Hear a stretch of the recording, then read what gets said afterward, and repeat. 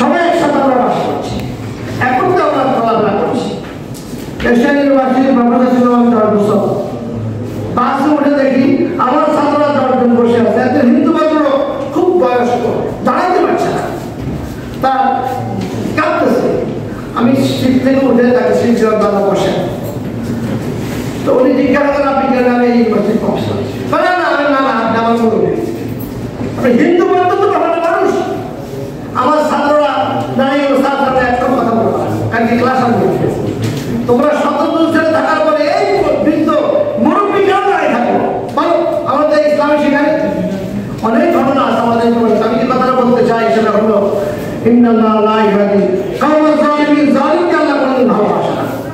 এই জন্য যারা জুলুম করছে, যেই জুলুম করছে আল্লাহর সঙ্গে পড়বে একটু না একটু বড়। আপনার দেখেন সাংবাদিক মেরে ফেললো রুমি, আজ পর্যন্ত বিচার হয়। তারপরে আপনার নুরুল্লাহ ভারতের মতো ব্যক্তিদেরকে জবাই করে দিল, তার বিচার হয়। বিচার না হওয়ার কারণে সাহস পেয়েছে। হিন্দু হোক, বৌদ্ধ হোক, মুসলমান হোক, জানতাকে তাকে কি আক্রমণ করতে হবে। আমার এক ভাই কত সুন্দরভাবে বলেছেন, চট্টগ্রামে 21 জনকে মারার পরে সবাই আশঙ্কা করছিল সরকার টাকা লেগে যাবে, কিন্তু ইসলাম তা অ্যাকসেপ্ট করে না। যারা হত্যা করে তাদেরকেও ধরতেছে। এইভাবে আমি যে কথাটা বলবো, বাংলাদেশের অধীনে আমরা মাননীয় প্রধানমন্ত্রীর সঙ্গে এই কথা বলেছি যে আমরা বাংলাদেশের 92 মুসলমানের মধ্যে 3 লক্ষাধিক মসজিদ ইমাম, 1 লক্ষাধিক ওয়াইজ, 2 লাখ প্রায় 2 লাখ খানকা এবং মাদ্রাসা 1 লক্ষাধিক, এবং যারা যারা আছে সবাই করব এই ব্যাপারে যে আমাদের বাংলাদেশ স্বাধীন বাংলাদেশ এর 1 ইঞ্চি মাটিও কাউকে দিতে হবে। কিন্তু যখন মানবে তার মধ্যে দেশের মানুষ বরদাস্ত করবে না। সে 71 সালে 12 বছর বয়সে ফাইট করেছে, হিন্দুদেরকে মারতেছে, সেখানে বাধা দিয়েছে। এখন আমাদের আপনার একদম দুর্ঘটনা দিয়েছে না, ভারতে আজকে মানবাধিকার কথা বলা হয়, সেখানে গুজরাটের দাঙ্গা, হাজারো দাঙ্গা ভারতে হচ্ছে, যেখানে আসামে মুসলমানকে মেরে আপনার মসজিদ থেকে বের করা হয়েছে। একের ব্যাগ করে যেমনি আইসিবি শরীরকেও তারা এখন তদন্ত চালাচ্ছে, সেখানে মন্দির আসছে কিনা। এই যে একটা নৃশংস, এই যে একটা আপনার দুর্বৃত্তায়ন, এটা সারা দুনিয়া দেখছে। ভারত যতই বলুক, আল্লাহ রাব্বুল আলামিন কিন্তু যুগে যুগে ফেরাউন নমরুদ সাদ্দাতকে মুহূর্তে শেষ করে দিয়েছে। এই ভারত কিন্তু যেই দিকে যাচ্ছে, এই ভারত থাকবে না, ভিন্ন আকৃতিতে তা ধারণ করবে ইনশাআল্লাহ। আমি এই কথাটা বলতে চাই, এখানে আপনার আমাদের দেশে যে মাজার ভাঙা হচ্ছে, কেন মাজারে যিনি আছেন তিনি তো আল্লাহ বলি, তার দোষটা কি?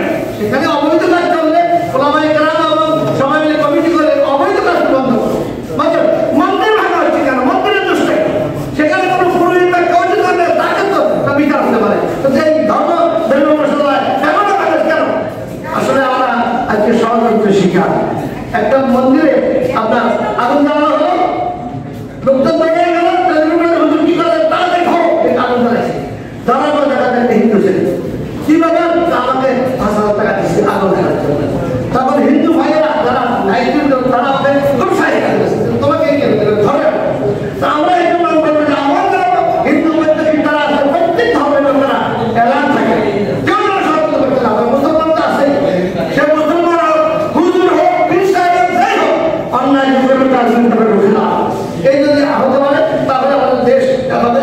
তাদের খানকা কোনো মাত্রা নাই, সেই খানকা বানাচ্ছে। যারা ভেঙেছে বাজার, যারা খানকা করেছে, তাদেরকে স্বামীদেরকে ধরা যেতে হবে, এইভাবে খুঁজে খুঁজে বের করে এদের বিচার দেওয়া হোক। নুরুল ইসলাম ভারতে হত্যার আপনার বিচার আমরা চাই আজকের মঞ্চে। আপনি বলবো হিন্দু হয়তো খ্রিস্টান, আমরা সবাই ধর্ম যার যার, আমরা নাগরিক বাংলা, ধর্ম যার যার, নাগরিক আমরা বাংলা, এই স্লোগান উদ্বুদ্ধ হবো। আবার ভূমিগুলো ধর্ম যার উৎসব সভা, এটা আমার কিন্তু ঠিক না। কেন হিন্দু ভাইদের উৎসব যদি তারা তারা কি বলে, সেখানে সবার হাতে যেখানে কৃষ্ণ হবে, সেখানে মুসলমান করতে হঠাৎ যে উৎসব সবার উৎসব না, সেখানে সমৃদ্ধি হিসাবে যাবে ভিন্ন কথা। ধর্ম যার যার, এই বাংলা, আমরা এই বাংলা, এই কথাকে আমরা মনে রেখে ঐক্যবদ্ধ হয়ে ওলামায়ে কেরাম, কেন্দ্রীয় সহসভাপতি, ইসলামী শিক্ষা বোর্ডের সভাপতি, আমরা সব জায়গায় ভালো করতেছি। পীর মাশায়েখদের সাথে সারা দেশে আমাদের লিঙ্ক আছে। ডাক দিলে এই বাংলাদেশের লাখ লাখ মানুষ জমা হবে, কিন্তু আমরা অন্যায় বিচার করতে চাই না।